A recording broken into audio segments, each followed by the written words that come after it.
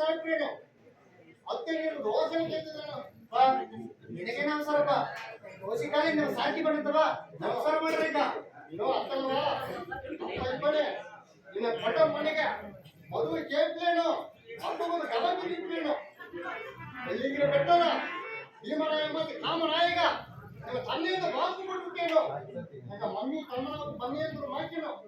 ಕಾಲ್ಬಿದ್ದೀರ ಮಾಡಿಬಿದ್ದೀರೇನು ಅದೇ ಮಂಡದಾರಿ ಹೋಯ್ತು ಬಂದೇನು ಸರಿ ಸರಿಪ್ಪ